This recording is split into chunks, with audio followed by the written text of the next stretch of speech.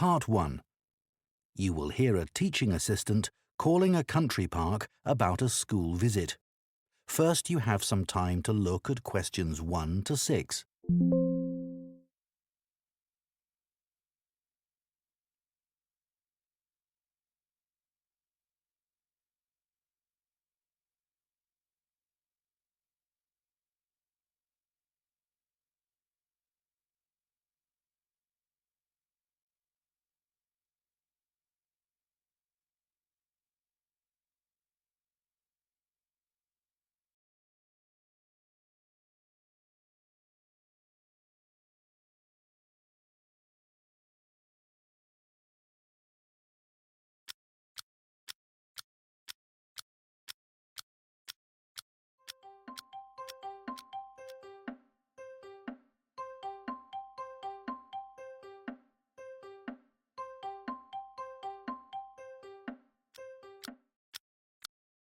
Two of our classes. OK. What would you like to know? Well, I'm new to this area, so perhaps you could tell me something about the park first, please. Of course. Altogether, the park covers 170 acres. That's 69 hectares. There are 3 main types of habitat: wetland, grassland and woodland. The woods are well established and varied, with an oak plantation and other areas of mixed species. Right. The wetland is quite varied too. The original farmland was dug up around 40 years ago to extract gravel. Once this work was completed, the gravel pits filled with water, forming the 2 large lakes. There are also several smaller ones, ponds, and a stream that flows through the park. OK, so I suppose with these different habitats, there's quite a variety of wildlife. There certainly is. A lot of different species of birds and insects, and also animals like deer and rabbits. And I understand you organise educational visits for school parties. That's right. We can organise a wide range of activities and adapt them to suit all ages. Can you give me some examples of the activities? Well, one focus is on science, where we help children to discover and study plants, trees and insects. They also collect and analyse data about the things they see. Another focus is on geography. The park is a great environment to learn and practice reading a map and using a compass to navigate around the park. Do you do anything connected with history? Yes, we do. For instance, the children can explore how the use of the land has changed over time. Then there's leisure and tourism. That focuses on your visitors, I would imagine. Yes, mostly. The children find out about them, their requirements, the problems they may cause, and how we manage these. And another subject we cover is music. Here the children experiment with natural materials to create sounds and explore rhythm and tempo. That must be fun. Most children really enjoy it. Before you hear the rest of the conversation, you have some time to look at questions 7 to 10.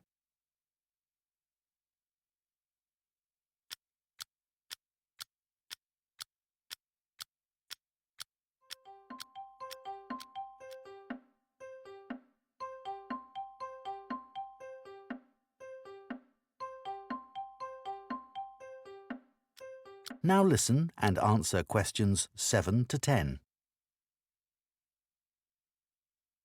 And of course, all the activities are educational too. Learning outside the classroom encourages children to be creative and to explore and discover for themselves. I would imagine they get a sense of freedom that might not be a normal part of their lives. That's right. And very often, the children discover that they can do things they didn't know they could do, and they develop new skills. This gives them greater self-confidence. It sounds great. So, what about the practical side of it? How much does it cost for a full-day visit?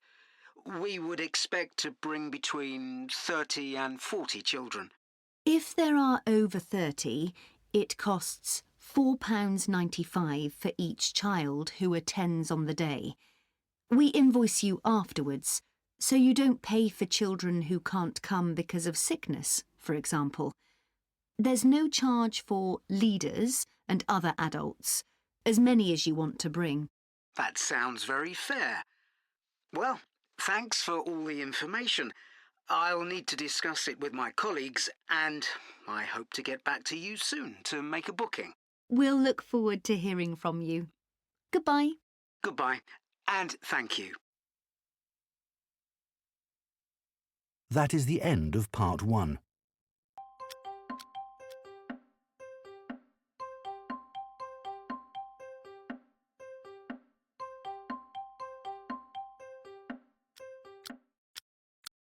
Part 2. You will hear the chairman of Stanthorpe Twinning Association, which organises the link between Stanthorpe in England and a town in France, talking to members about the year's events. First, you have some time to look at questions 11 to 15.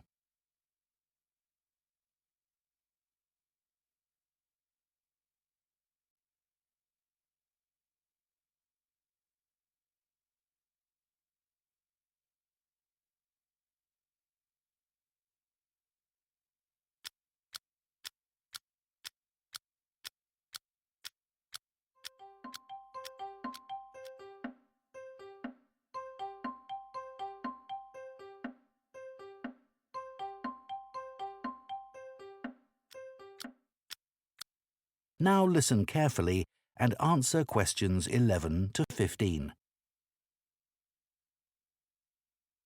It's great to see so many members of the Twinning Association here tonight. Since the twinning link between our two towns, Stanthorpe here in England and Malat in France, was established, the relationship between the towns has gone from strength to strength. Last month, 25 members of the association from Stanthorpe spent a weekend in Malat. Our hosts had arranged a great programme. We learned how cheese is produced in the region and had the chance to taste the products. The theme park trip had to be cancelled, but we all had a great time on the final boat trip down the river. That was the real highlight. This is a special year for the association because it's 25 years since we were founded. In Malat, they're planning to mark this by building a footbridge in the municipal park. We've been discussing what to do here, and we've decided to plant a poplar tree in the museum gardens. We considered buying a garden seat to put there, but the authorities weren't happy with that idea. In terms of fundraising to support our activities, we've done very well. Our pancake evening was well attended and made record profits. And everyone enjoyed the demonstration of French cookery, which was nearly as successful. Numbers for our film show were limited because of the venue, so we're looking for somewhere bigger next year. We're looking forward to welcoming our French visitors here next week, and I know that many of you here will be hosting individuals or families. The coach from France will arrive at 5 p.m. on Friday. Don't try to do too much that first evening, as they'll be tired, so have dinner in the house or garden rather than eating out. The weather looks as if it'll be okay, so you might like to plan a barbecue. Then, the next morning's market day in town, and that's always a good place to stroll round. On Saturday evening, we'll all meet up at the football club, where once again we'll have Toby Sharp and his band performing English and Scottish country songs. Toby will already be well known to many of you, as last year he organised our special quiz night and presented the prizes. Before you hear the rest of the talk, you have some time to look at questions 16 to 20.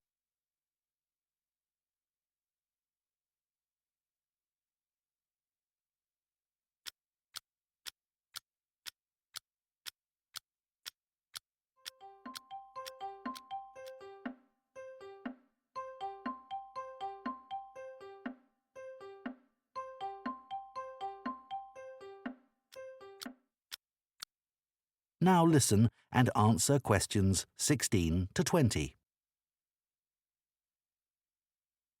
Now, on Sunday, we'll be taking our visitors to Farley House. You may not all be familiar with it, so here's a map to help you. You can see the car park at the bottom of the map. There's an excellent farm shop in the grounds where our visitors can buy local produce.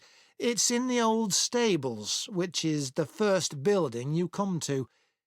They're built round a courtyard, and the shop's in the far corner on the left. There's also a small cafe on the right as you go in. I know that one or two of our visitors may not be all that mobile. The main entrance to the house has a lot of steps, so you might want to use the disabled entry. This is on the far side of the house from the car park. Children will probably be most interested in the adventure playground. That's at the northern end of the larger lake, in a bend on the path that leads to the lake. There's lots for children to do there. There are a number of lovely gardens near the house. The kitchen gardens are rectangular and surrounded by a wall. They're to the northeast of the house, quite near the smaller lake. They're still in use and have a great collection of fruit and vegetables. The Temple of the Four Winds is a bit more of a walk, but it's worth it. Take the path from the car park and go past the western sides of the stables and the house. Then, when the path forks, take the right-hand path. Go up there with the woods on your left, and the temple is right at the end. There are great views over the whole area. OK, so that's... That is the end of part 2.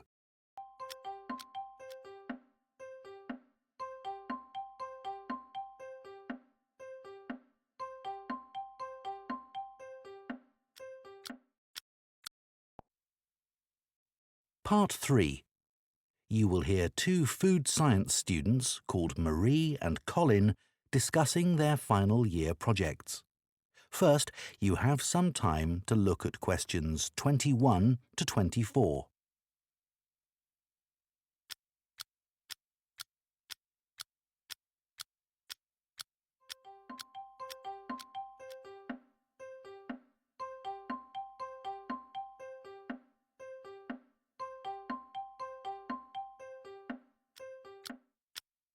Now listen carefully and answer questions 21 to 24. I haven't seen you for a bit, Marie. No, I've been busy with my project. You're making a vegan alternative to eggs, aren't you? Something that doesn't use animal products. Yes, I'm using chickpeas. I had 2 main aims when I first started looking for an alternative to eggs, but actually I've found chickpeas have got more advantages. Right. But how about your project on reusing waste food? You were looking at bread, weren't you? Yes, it's been hard work, but I've enjoyed it. The basic process was quite straightforward, breaking the stale bread down to a paste, then reforming it. But you were using 3D printing, weren't you, to make the paste into biscuits? Yeah, I'd used that before, but in this project I had time to play around with different patterns for the biscuits and finding how I could add fruit and vegetables to make them a more appetising colour, and I was really pleased with what I managed to produce. It must have been a great feeling to make something appetizing out of bits of old bread that would have been thrown away otherwise. It was. And I'm hoping that some of the restaurants in town will be interested in the biscuits. I'm going to send them some samples. I came across something on the internet yesterday that might interest you. It was a company that's developed touch-sensitive sensors for food labels. It's a special sort of label on the food package. When the label's smooth, the food is fresh. And then when you can feel bumps on the label, that means the food's gone bad. It started off as a project to help visually impaired people know whether food was fit to eat or not. Interesting. So, just solid food? No, things like milk and juice as well. But actually, I thought it might be really good for drug storage in hospitals and pharmacies. Right. And coming back to food, maybe it'd be possible to use it for other things besides freshness, like how many kilograms a joint of meat is, for example.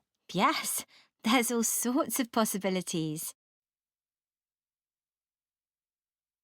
Before you hear the rest of the discussion, you have some time to look at questions 25 to 30.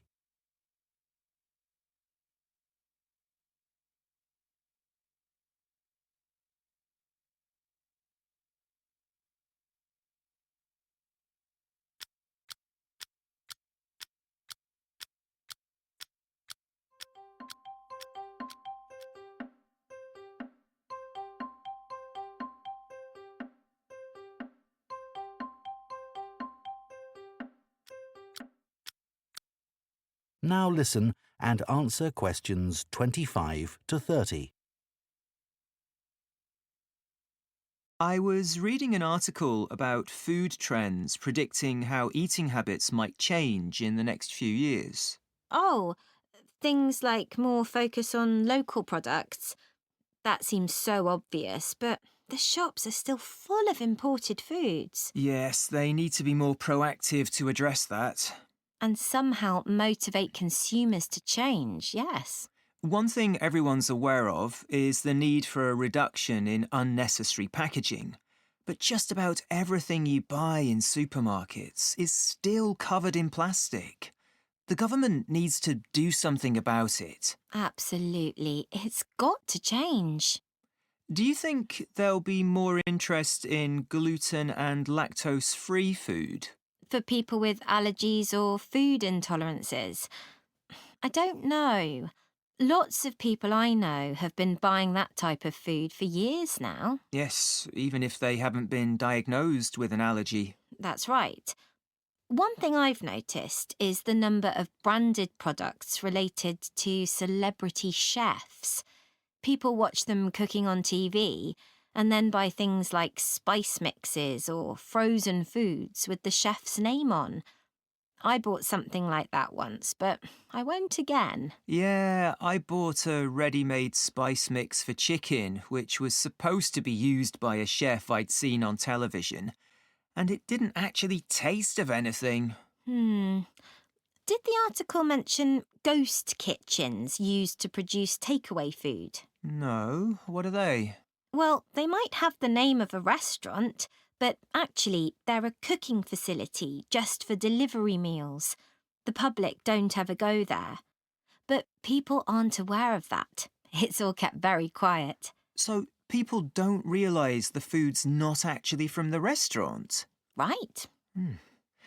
Did you know more and more people are using all sorts of different mushrooms now to treat different health concerns? Things like heart problems. They might be taking a big risk there. Yes, it's hard to know which varieties are safe to eat.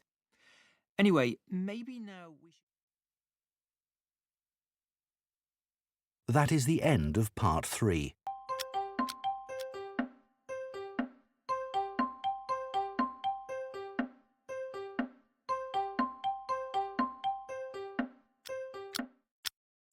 Part 4.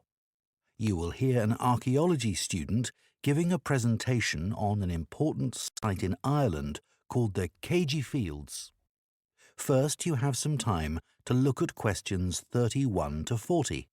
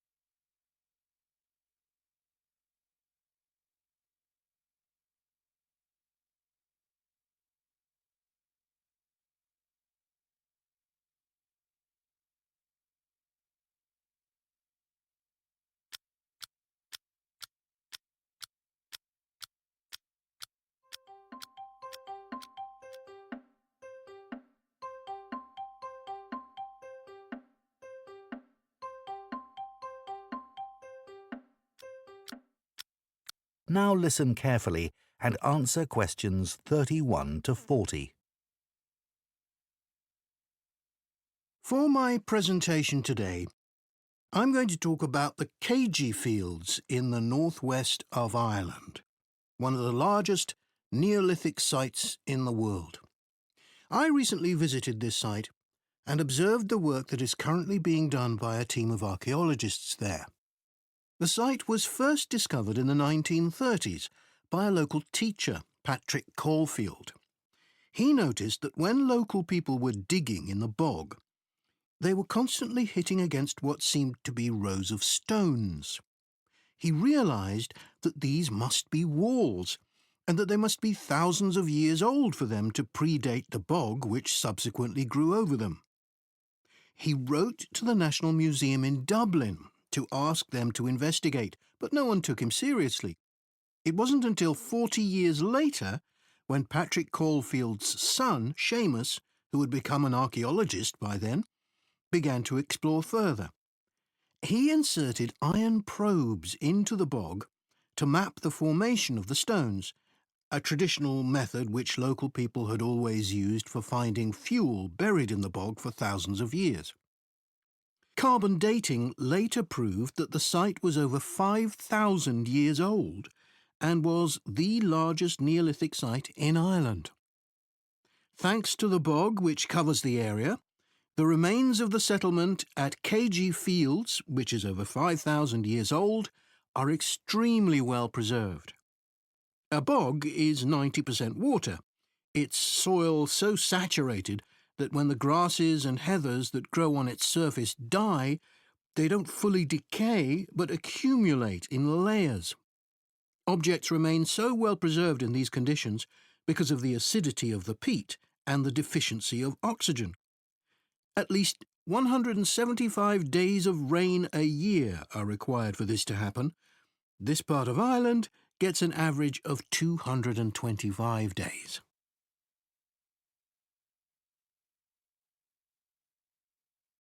The Neolithic farmers at Keiji would have enjoyed several centuries of relative peace and stability.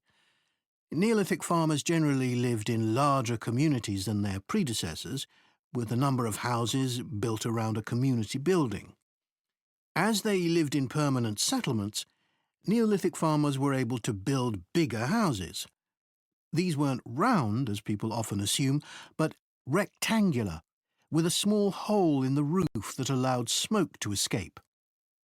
This is one of many innovations and indicates that the Neolithic farmers were the first people to cook indoors.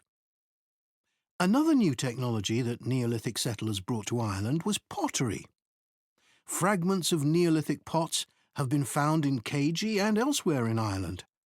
The pots were used for many things, as well as for storing food. Pots were filled with a small amount of fat, and when this was set alight, they served as lamps.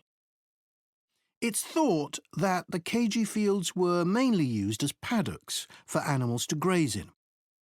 Evidence from the Keiji Fields suggests that each plot of land was of a suitable size to sustain an extended family. They may have used a system of rotational grazing in order to prevent overgrazing and to allow for plant recovery and regrowth. This must have been a year-round activity, as no structures have been found which would have been used to shelter animals in the winter. However, archaeologists believe that this way of life at Keiji ceased abruptly. Why was this? Well, several factors may have contributed to the changing circumstances.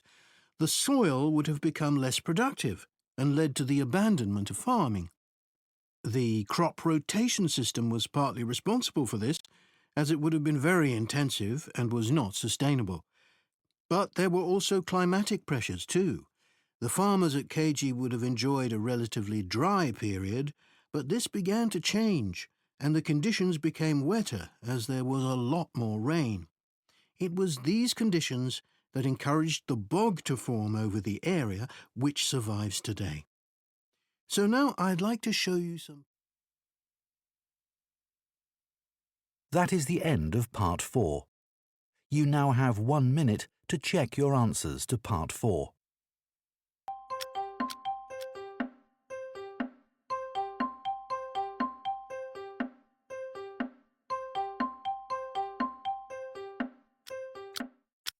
I know you told your friend you're not okay. And tell me what's wrong and why you never said you felt that way. And guess you're trying to stay strong and fake a smile until I look away. But I've known you too long, it hurts to watch your blue eyes fade to gray as you fade away. As you fade away.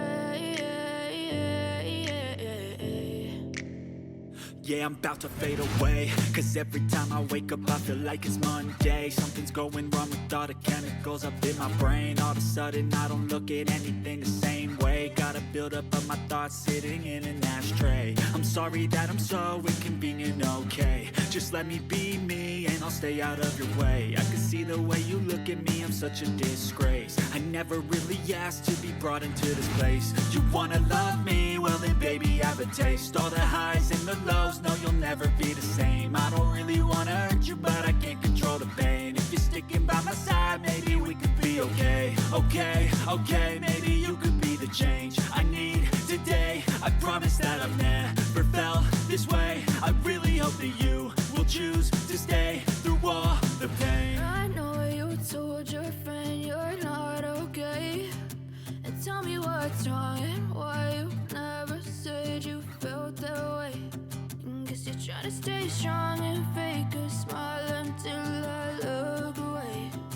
But I've known you too long, it hurts to watch your blue eyes fade to gray as you fade away.